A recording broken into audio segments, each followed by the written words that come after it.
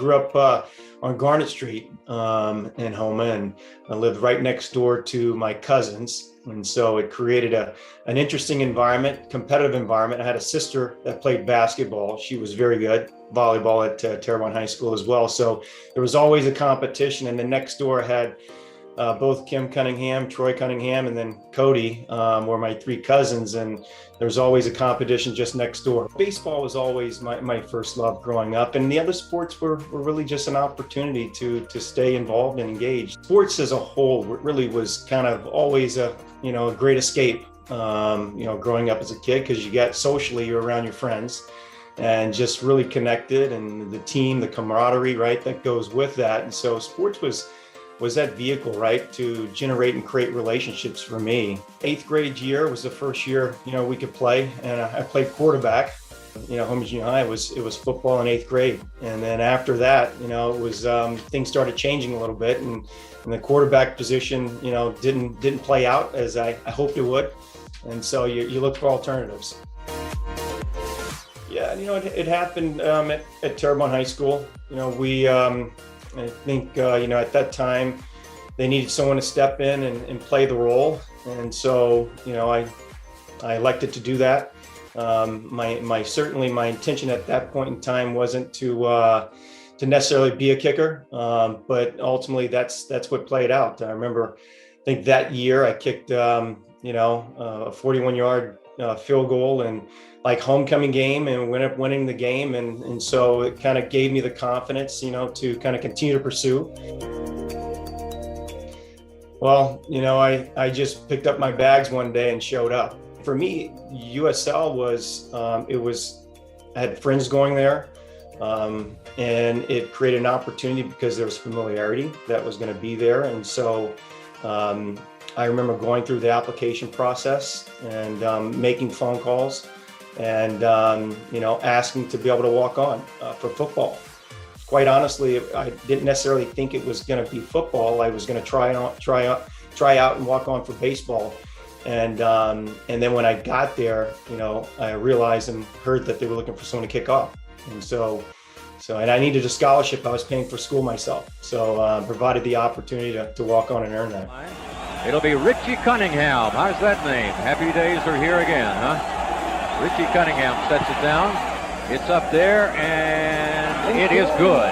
So the Ragin' Cajuns draw first blood here tonight to start this new season after a Heath Schuler interception. For football, when I was at USL, it was one game at a time. It got my school paid for, and that's the way I looked at it. And, after that, when I came out of school, it was okay. What is the landscape in front of me? What are the opportunities, and what can I do with my life and my career? I was a bit naive, I would have to say. And I think that's probably part of a little bit of my ability to pursue, into the professional ranks, is that I always saw it as an opportunity. Came out of college, I wanted to get my master's in healthcare administration. So I was flying to universities that both had training camps and had schools that had master's programs. And so as I was looking at that, Houston Oilers, they had training camp at Trinity University out in San Antonio. Ellender was a kicker at that point in time. And I remember calling and trying to get an appointment. And finally, they actually told me to come on and kick a few. And so I did. And Al was incredible. And it was an interesting story how things kind of play out in the future. But, we hung out, and I can't remember the special teams coach at the time, but he said, you're not bad. Why don't you show up at this place? And so that one opportunity opened up another door. And after, I left San Antonio, I went to Reno, Nevada, where there was another opportunity to kick in front of a few scouts. And I showed up there, and I think there was 100 kickers on the field. I mean, it was a lot of guys out there trying to show their craft. And so my number was called. I kicked 10 kickoffs, I think maybe 10 field goals, and I was done. And so I walked off, and I'm kind of changing my shoes and, getting ready to head back. And one of the scouts from the Cowboys walked over to me and introduced himself. And his name was Steve Hoffman, and actually who is noted as being kind of a kicking guru in the NFL. And Steve said, look, I was impressed with you. And here's my card, and call me when you get back home. Eddie Murray was their field goal kicker at the time. They just won the Super Bowl the second time. And Eddie was moving on, leaving, going to Philadelphia. And he said, we need a new kicker, and we're looking to draft someone. If we don't draft anyone, we might go ahead and bring you in and sign you. And so they flew me in. And so I figured I'd made it at that time, Stan, a bit naive, of course. And so, excited. I show up in Dallas in 1994, and 10 guys were there with me to try out, right? And so I'm a number, and I go out there and I kick, and after everyone's done, everybody goes in, and I stayed out there and I continued to kick a few. And I remember, Steve Hoffman walking back out and coming and working with me for another 10, 15 minutes, and he ended up signing me. I was one of four, guys that was signed.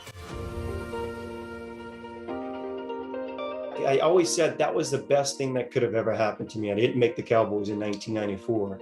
And the reason I say that is I met a gentleman by the name of Rob O'Leary at the time that was a CEO of a company that he was merging, formed Tenet Healthcare at the time, which was a large publicly traded hospital organization. And Rob offered me my first job, and I moved to San Diego. And so that really started my career and the career that I pursued, since football and before football. That kind of led a path for me today. And then 96, the Packers called, and very similar to that, Chris Jackie at the time. And this was the year the Packers won the Super Bowl, of course. And they said, no, we are wanting to have a competition. We'd like you to sign with us. And so I was able to negotiate a little bit of a signing bonus, because I figured if they wanted me, they'd give me a little bit of money. And so they did, and I was still thinking about it. And I remember Rob O'Leary, the CEO at the time of Premier, walking down the hallway, and he said, Richie, I understand you have an opportunity to go play football for the Packers. And I said, yeah, but I'm not sure what I'm going to do. And he said, well, he goes, you get two options. He goes, the first one is that, you can go. And if you go, just know you'll have an opportunity to always come back and work here. He said, the second option is you don't go. And he goes, if you don't go, I'm going to question your decision-making skills. And I don't know that you truly have an opportunity here.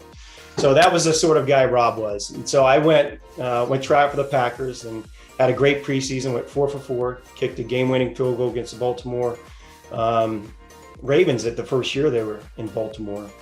And I remember Holmgren pulling me aside after the game. He said, you got the job, congratulations. And I thought I actually had it, only to get called into Ron Wolf's office the next day. And Ron was like, I'm just not sure I'm going to go in with a young kicker. And so decided we're going to keep Chris. And so I got let go in 96. And so went back to work in San Diego. And then 97, the Cowboys called me up and said, we're not going to sign anyone else. You're our guy. We want you. And that was when Chris Bonio left and he went to Philadelphia. If you can imagine not making it in 1994, where, throughout training camp, Steve Hoffman was telling me that you got the job if you just make the next one, right? And so I get let go in 94. The Cowboys win again in 95. They go to the Super Bowl, right? And so for me, that was a hard pillow to sleep on. And so where I was probably just happy to be there in 94, that I got an opportunity, because my goal was, if I could just put on a uniform and tell my kids one day that, that your dad did it, right? And be an example for him and also for my family, right? And kind of pursuing that. I achieved that goal, right? And then all of a sudden, when it didn't work out, I looked back and I said, I could have done a lot more. And so for me, that second time around, there was a lot more of a focus and commitment, to making it happen. Richie Cunningham, 37 of 40 in his brief career. This is a 41-yarder. He has not missed a single field goal or extra point attempt this season, and he splits the uprights.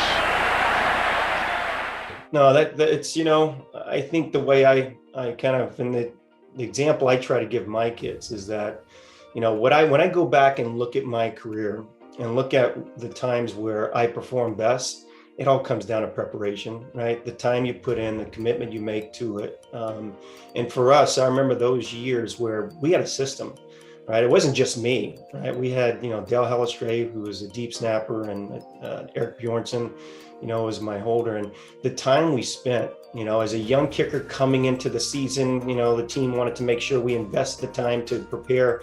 And so it was truly a team effort. So it wasn't just me, it was everyone. There's no comparison to the Cowboys. I mean, it was unbelievable. a dream come true for me because I was a big fan of the Cowboys. Unfortunately, those times, certainly the Saints, but the Saints struggled quite a bit during the Archie Manning days, and the bags that were worn on everyone's heads back then. But for me, I was always a Dallas Cowboys fan, and I remember showing up and just the history that's part of that organization. But not just that, the Jones family, the way they took care of the players. Everything was first class. I had marketing deals. I had a deal with Dr. Pepper. I was a spokesperson for them. I was with Target. I had my own car deals, right? I had 2 cars from car dealerships. And I was like, wow, this is pretty neat. I had my own radio show when I was playing there. And I remember, leaving Dallas and you kind of, hold that example up to a place like Cincinnati and the Bengals, or Carolina and the Panthers, which weren't a bad organization, but even when I was at the Packers, but there is no comparison to the fan base that the Cowboys have and just the opportunities playing for that team and what it provides. So I've been in healthcare now for probably over 20 years, and so I've been in whether in the hospital side or recently the last 20 years of my career, 15, 20 years in the pharmaceutical industry. So I'm the CEO of a company called Time, T-Y-M-E. We're a emerging biotech company, NASDAQ traded. So we're focused in the cancer space. We've got drugs that we are currently developing in pancreatic cancer. We're in sarcomas. My mom and dad, the work ethic that they both have and still have to this day was an example for me and my sisters. My sisters kind of being there for me kind of throughout, my childhood and supporting, me, and that was huge in my life. And there's 2 people, that have recently passed that are very special in my life, and that's Kent and Weta Best. They took me in. Weta Best was my math teacher, and when my family was moving out of town, she took me in, her and Kent. And those were very formidable years in my life that I learned quite a bit from those 2 individuals, and they stick with me till today and beyond. My 3 boys, Cooper, Kevin, and Camden, my wife, Rachel. And so there's a lot I'm probably forgetting, but I'm trying to cast a broad net here. But everyone's family at the end of the day, the town, the people that supported me there. You kind of think about the people that go behind the rec center, right, and providing the fields and the opportunities for kids like us to go out and play. So those are the people that kind of unsung, and so you appreciate all components and parts.